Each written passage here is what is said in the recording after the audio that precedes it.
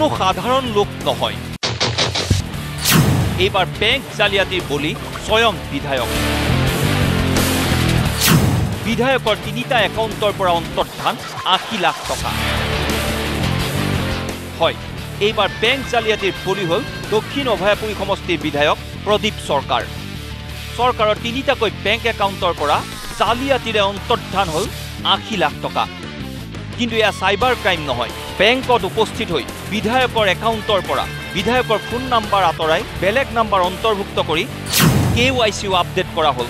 আৰু KYCত বিধায়কৰ ফটোৰ পৰিৱৰ্তে লগাই দিয়া হ'ল এইখন ফটো। যোৱা 6 জানুৱাৰীত এই কাণ্ড সংঘটিত কৰি বিধায়ক প্ৰদীপ সৰকাৰৰ বেংক একাউণ্টৰ পৰা লুটি নিলে 80 লাখ টকা। সমগ্ৰ ঘটনা পোহৰলৈ আহে যেতিয়া প্ৰদীপ সৰকাৰ একাউণ্টৰ পৰা 10 লাখ টকা উলিয়াবৰ বাবে বেংকলৈ গৈছিল।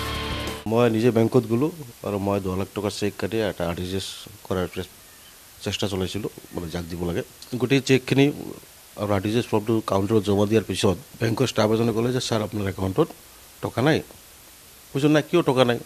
মোৰ একাউণ্টত টকা আছে, 10 লাখ টকাটো আছে, মোৰ বোৰত আছে। কয় নাই, আপোনাৰ টকা নাই, আপোনাৰ একাউণ্টত 6 লাখ টকা আছে। এজন ছিনিয়ৰ ষ্টাফে আহি চালে একাউণ্টটো, চোৱাৰ পিছত ক'লে হয় ছাৰ, সঁচাকৈ আপোনাৰ একাউণ্টত টকা নাই, 6 লাখ টকা আছে। মই ক'লো অলপ চাই দিয়াচোন, বেলেগ কিয় হ'ব পাৰে। পিছত তেওঁ চালে, চাই মেলি ক'লে ছাৰ আপোনাৰ দেখোন ATM উইথড্ৰ আছে বহুত। ATM উইথড্ৰ আছে কেতিয়া? কয় যোৱাকালিও দেখোন আছে, 28 তাৰিখ। জানুৱাৰী আৰু ফেব্ৰুৱাৰী মাহৰ ভিতৰত অনলাইন বেংকিং সোণ ক্ৰয়ৰ নামত এই বৃহৎ পৰিমাণৰ ধন অন্তৰ্ধান হয় প্ৰদীপ সৰকাৰৰ একাউণ্টৰ পৰা।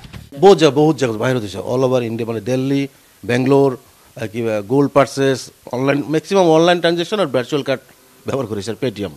আৰু সৰু এনেকৈ মানে বহুত ট্ৰানজেকশ্যন আছে বুলি মেনেজাৰে মোক অৱগত কৰিছে। সমগ্ৰ কাণ্ডৰ তদন্তৰ বাবে আৰক্ষীক অভিযোগ দিও বিধায়কগৰাকীৰ সন্দেহ এই কাৰ্যত বেংক বিষয়া অথবা কৰ্মচাৰী জড়িত থাকিব পাৰে।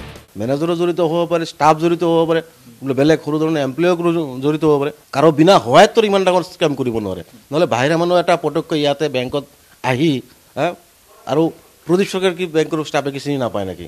স্থানীয় বিধায়কক এজন চিনি নাপায়। স্বাভাৱিকতে এগৰাকী বিধায়কৰ একাউণ্টৰ পৰাই তেওঁৰ অজ্ঞাতেই এই বৃহৎ পৰিমাণৰ ধন হৰলুকি হোৱাৰ ঘটনাত শংকিত হৈ পৰিছে সাধাৰণ জনতা।